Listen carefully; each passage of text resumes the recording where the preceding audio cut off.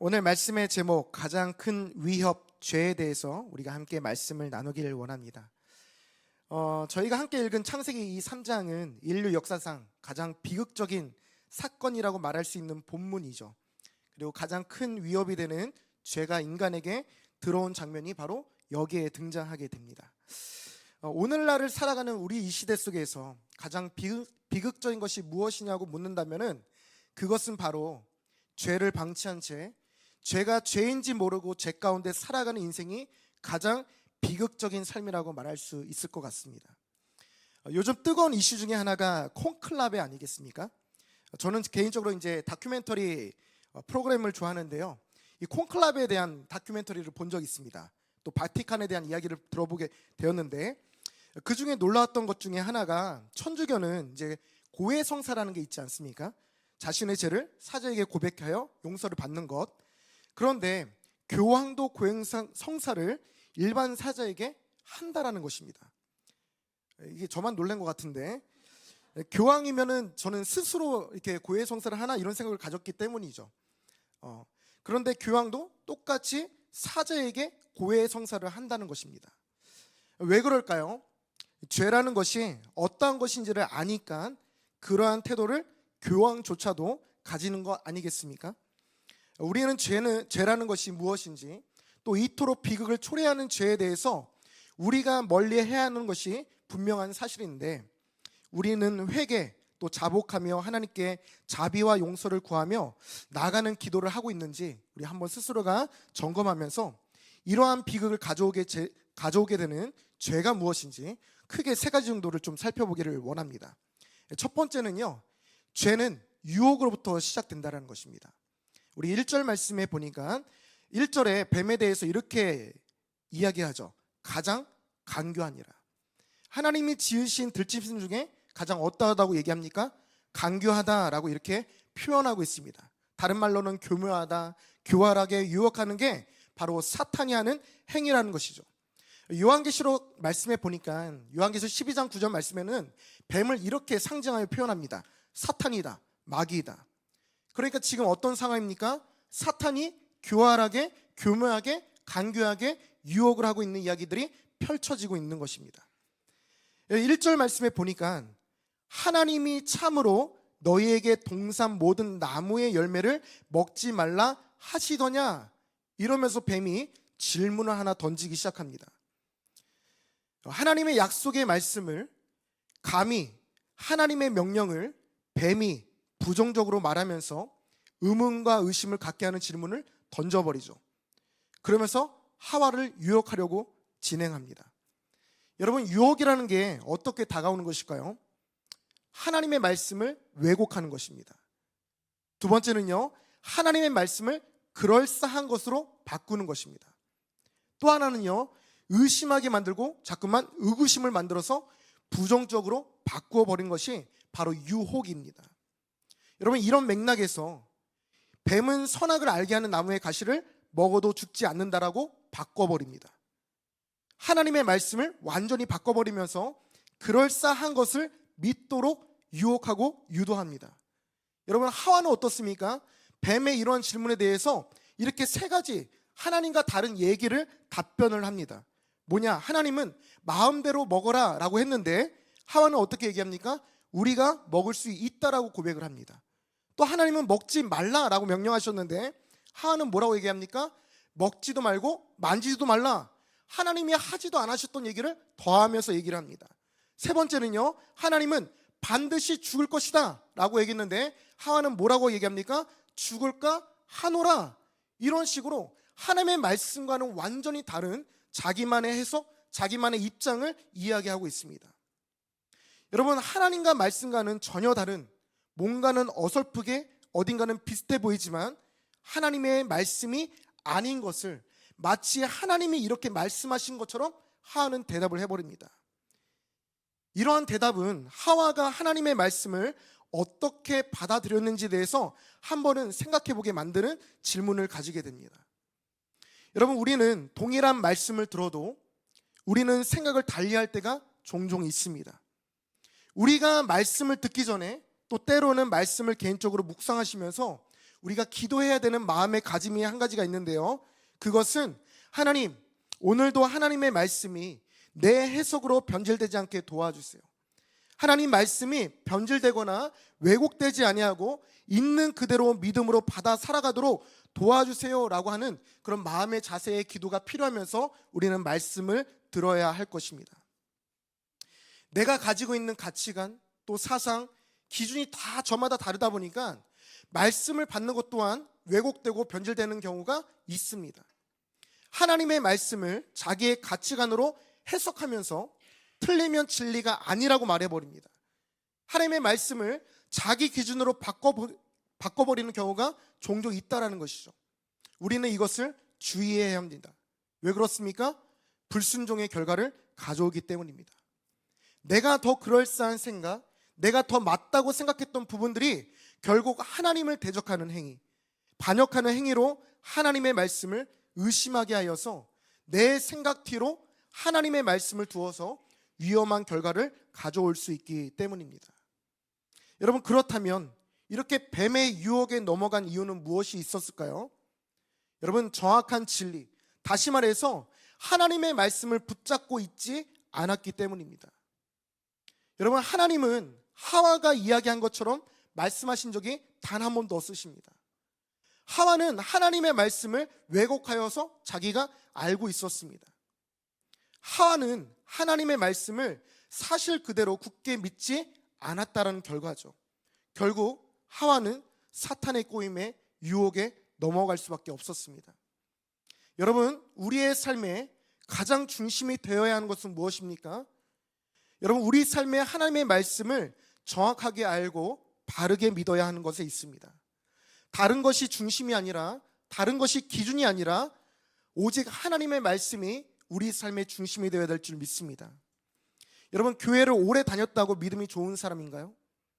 여러분, 직분이 있다고 해서 믿음이 굳건한 사람일까요? 여러분, 결코 그렇지 않습니다. 마음의 중심이 하나님의 말씀으로 체험받아 살아가는 삶이 흔들림 없는 믿음으로 살아가게 되는 것입니다.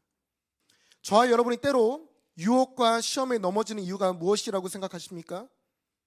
여러분, 우리가 살고 있는 이 시대, 많은 그리스도인들이 무너지는 일들을 보게 되는 이유가 무엇이라고 생각하십니까? 여러분, 오늘날 이 시대가 말씀이 없는 시대입니까?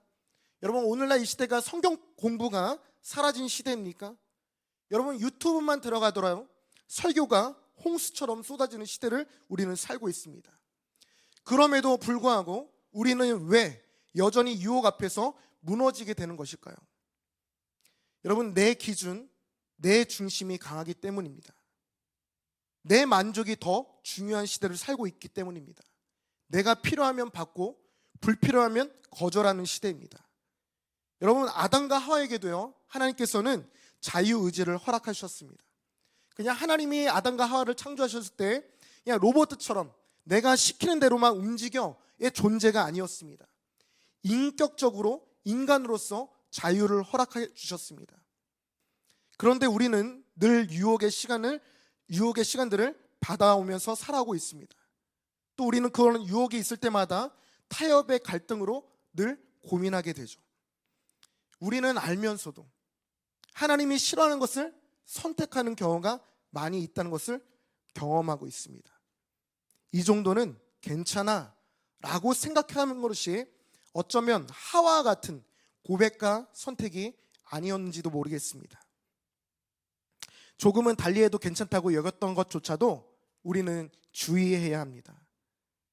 그것조차도 우리를 죄로 넘어지게 하기 때문입니다. 두 번째는요, 죄는 하나님과 같이 되고자 하는 교만입니다. 우리 창세기 3장 5절 말씀인데요, 우리 함께 한 목소리로 한번 읽어보도록 하겠습니다. 시작.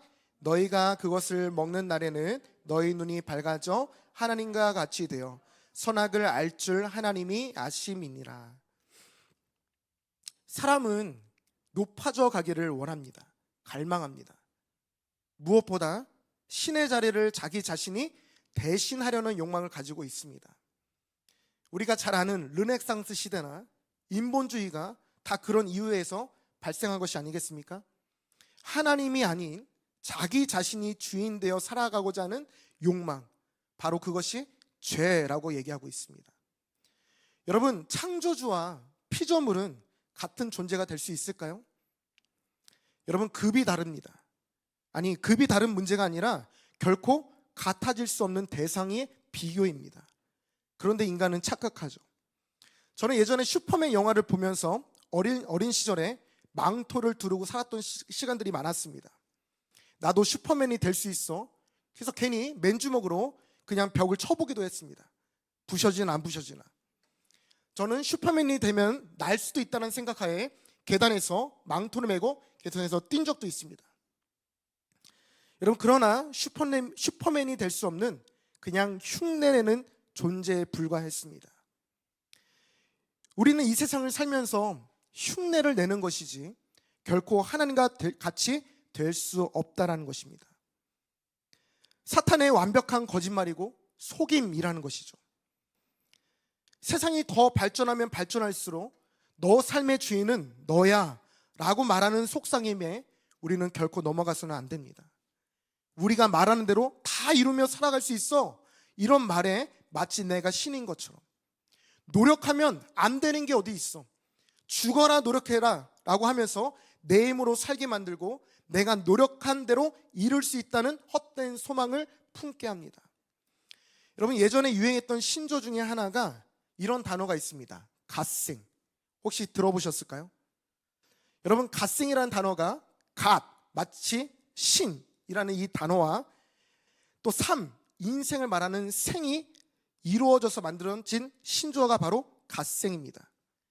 갓생의 삶은 어떤 것이냐? 부지런하게 계획적으로 살아가는 삶을 지칭하는 단어입니다. 이게 이제 코로나 때 생긴 단어인데요. 집에 머무는 시간이 길어지니까 많은 사람들이 미래에 대한 이제 불확실성, 이런 불안감, 또 이런 무기력함, 이런 것들을 극복하고자 갓생의 삶을 살자라는 어떤 도전 의식에서 스스로의 삶을 완전 통제하면서 알차게 보내려는 욕구에서 시작된 게 바로 갓생이라는 단어입니다. 어떻게 사냐? 매일 아침 6시에 일어나서 30분간 조깅하고 건강한 아침 식사를 합니다. 또 퇴근 후에 매일 1시간씩 외국어 강의 수강을 듣습니다. 또 주말마다 관심 분야의 책 한 권씩 읽고 독서 노트를 작성합니다. 하루 계획을 세우고 실천 여부를 체크하면서 일기를 쓰면서 살아가는 겁니다. 자기의 인생의 계획을 알차게 짜서 그 계획대로 움직이면서 자기 인생을 통제하는 삶, 바로 갓생이라고 얘기를 합니다. 여러분, 그럴싸해 보이지 않습니까? 괜찮은 것 같아 보이죠? 건강한 라이프 같죠? 그런데 하나님의 말씀이 없는 삶이라면, 그런데 하나님이 없는 무관한 삶이라면 어떤 생각이 드십니까? 철저하게 하나님 말씀 앞에 엎드려 그 말씀을 받고자 하는 겸손한 마음이 우리에게 절대적으로 필요한 시대라는 것을 느끼게 됩니다. 여러분, 제 인생에도요, 하나님의 말씀이 없고 하나님의 말씀과 상관없는 삶이라면 결과는 어떠하겠습니까? 비극만 남을 뿐입니다. 여러분, 세 번째 죄에 대해서 살펴보기를 원하는데요, 세 번째 죄는 비극의 결과를 가져온다라는 것이죠. 우리 창세기 3장 7절 말씀인데 우리 한번 읽어보도록 하겠습니다. 시작. 이에 그들의 눈이 밝아져 자기들이 벗은 줄을 알고 무화과 나무 잎을 엮고 치마로 삼았더라. 여러분, 뱀의 유혹에 먹음직도 하고 보암직도 하고 지혜롭게 할 만큼 탐스럽기도 한 선악을 알게 하는 과실을 먹은 결과 그들은 하나님과 같이 되었습니까? 안 되었습니까? 안 되었습니다. 뱀의 말과는 완전히 다른, 그들은 자신들이 벗은 몸인 줄을 알고 수치를 느끼기 시작합니다. 그 수치심에 그들은 무화과 나무 잎을 엮어서 치마로 자신들의 수치를 가리기 시작합니다. 여러분, 비극이 시작되었습니다. 죄의 결과는 비극만 가져올 뿐입니다. 여러분, 이들은 결국 하나님의 말씀이 아닌 뱀의 말을 따름으로 죄의 비극을 맞이하게 되었습니다. 하나님을 섬기는 것이 아닌 사탄을 섬긴 결과 그들의 인생은 죄가 들어오기 시작했습니다. 여러분, 우리가 읽지 않았지만 7절부터 13절까지 오늘 큐티 말씀의 본문의 내용들 가운데 그들 안에 죄가 들어온 순간부터 어떤 일들이 펼쳐져 있는지를 기록하고 있습니다. 여호와 낯을 피하여 숨어버립니다. 하나님이 아담아 네가 어디 있느냐 물으시지만 자신들의 수치 때문에 두려움으로 숨었다라고 말합니다. 여러분 근데 그거 아십니까? 하나님이 이렇게 말씀하셨을 때 아담과 하와는 핑계만 하였습니다. 남 탓으로 돌립니다. 여러분 이들에게 무엇이 우선되어야 했을까요? 여러분 성경 3장 말씀 그 어디에도 아담과 하와는 하나님께 회개하였더라 라는 말씀이 하나도 없습니다. 한 구절도 없습니다. 자신의 죄를 뉘우쳤더라 이런 말씀이 등장하지도 않습니다. 여러분 그렇다면 우리는 이러한 죄악 가운데 늘 죄의 유혹 가운데 도사리고 있는 우리의 삶 속에서 그러면 이런 사탄의 유혹 앞에 죄 가운데 어떻게 살아야 되는가 그것을 함께 나누고 오늘 말씀을 맞춰보려고 합니다. 여러분 이 질문에 대한 답은 역시나 어디에 있느냐? 말씀 가운데 있습니다. 여러분 우리가 마가복음 말씀을 묵상하면서 누가 시험을 받는 장면이 초반에 등장하죠? 예수님이 사탄에게 시험을 받으시는 장면이 기억나실 것입니다. 사탄의 유혹과 시험이 있을 때 예수님은 어떻게 승리하셨는지에 대해서 마태복음은 이와 같이 자세하게 우리에게 알려주고 있습니다. 우리 마태복음 4장 4절 말씀인데요, 우리 한 목소리 읽어보도록 하겠습니다. 시작. 예수께서 대답하여 이르시되 기록되었으되 사람이 떡으로만 살 것이 아니요 하나님의 입으로부터 나오는 모든 말씀으로 살 것이라 하였느니라 하시니. 예수님의 대답이죠. 기록되었을 때.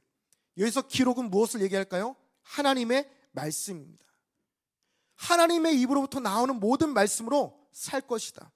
두 번째 시험이 또 찾아옵니다. 그런데 예수님이 이와 같이 답변하십니다. 4장 7절인데요 한 목소리 읽어보겠습니다. 시작. 예수께서 이르시되 또 기록되었을 때 주 너의 하나님을 시험하지 말라 하였느니라 하시니. 또 등장하죠. 기록되었을 때 주 너의 하나님을 시험하지 말라 하였느니라. 예수님은 여전히 사탄을 무엇으로 상대하십니까? 하나님의 말씀으로 상대하십니다. 마지막 세 번째 시험이죠. 마태복음 4장 10절에 예수님이 또 이렇게 말씀하십니다. 한번 읽어보겠습니다. 시작. 이에 예수께서 말씀하시되 사탄아 물러가라. 기록되었을 때 주 너의 하나님께 경배하고 다만 그를 섬기라 하였느니라. 아멘. 여러분 계속해서 예수님은 기록되었을 때 라는 말씀으로 하나님의 말씀으로 답변을 하고 있습니다. 결국 예수님은 하나님의 말씀으로 사탄의 유혹과 시험을 이기셨습니다. 여러분 우리는 다른 방법이 있을까요? 그렇지 않습니다. 우리도 동일합니다. 우리도 하나님 말씀 외에 다른 것으로 사탄의 유혹과 시험을 이길 수밖에 없습니다. 여러분 우리가 제자 훈련을 받았습니다. 그토록 외웠던 말씀이 어떤 상황을 마주했을 때 하나님께서 생각나게 하십니다. 내가 평소에 들었던 말씀이, 내가 묵상했던 말씀이, 내가 읽어나갔던 하나님의 말씀이 나를 결국 살게 하시고 지키시고 인도하신다라는 사실입니다. 요즘 청소년부 아이들과 5월 한 달 동안에 잠언 읽기를 도전했습니다.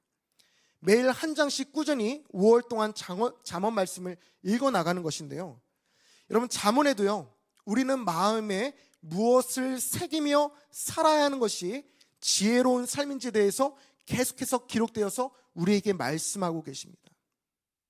여러분 1:1 양육을 받으셨던 분 중에 혹시 이 말씀 기억나시는 분이 있는지도 모르겠습니다. 시편 119편 9절과 11절의 말씀인데요, 우리 차례대로 한 목소리로 한번 읽어보도록 하겠습니다. 시작. 청년이 무엇으로 그의 행실을 깨끗하게 하리이까? 주의 말씀만 지킬 따름이니이다. 11절이요. 내가 주께 범죄하지 아니하려 하여 주의 말씀을 내 마음에 두었나이다. 우리를 무엇으로 깨끗하게 할 수밖에 없다고요? 하나님 말씀이요. 그 말씀을 지킴으로 말미암아 우리의 행실을 깨끗하게 할 수밖에 없는 유일한 길이라고 설명하고 있습니다. 주께 범죄하지 아니하기 위하여 주의 말씀을 내 마음에 두었다라고 시편 기자는 이렇게 우리에게 알려주고 있습니다. 사랑하는 성도 여러분, 우리의 인생에는 끊임없이 죄라는 위협 앞에서 살아가고 있습니다. 또 언제 우리는 연약함으로 무너질지 모르는 그런 위태위태로운 하루하루를 걸어가고 있는지도 모르겠습니다. 그러나 우리는 오늘도 또 내일도 또 날마다 또 매 순간 말씀을 의지하면서 살고자 발버둥 치며 하루하루 살아가고 있지 않으십니까? 만약에 아직까지 그렇지 못한 분들이 계시다면 늦지 않으셨습니다. 지금부터라도 다시 말씀을 붙잡으며 살아갈 수 있는 은혜가 있기를 축복합니다. 여러분, 사탄이 계속해서 우리를 시험하려고 달려듭니까? 그러면 우리는 유일하게 말씀으로 물리칠 수 있어야 합니다. 여러분, 말씀만이 우리를 인생 가운데서 승리하게 하실 줄 믿습니다. 여러분, 하나님의 말씀을 가감하지 않아야 합니다. 더하지도 않아야 합니다. 하나님의 말씀 그대로를 믿음으로 순종할 수 있는 저와 여러분이 되었으면 좋겠습니다. 여러분, 따라서 한번 고백해 보시죠. 주님, 도와주옵소서. 주님, 나에게 말씀하여 주옵소서. 주님, 말씀을 따르길 원합니다. 여러분, 이러한 고백이 우리의 삶 가운데 날마다 넘쳐나서 매 순간순간 찾아오는 위협 앞에서, 죄 앞에서 타협하지 아니하고 작은 것조차도 말씀으로 승리할 수 있는 저와 여러분이 다 되었으면 좋겠습니다.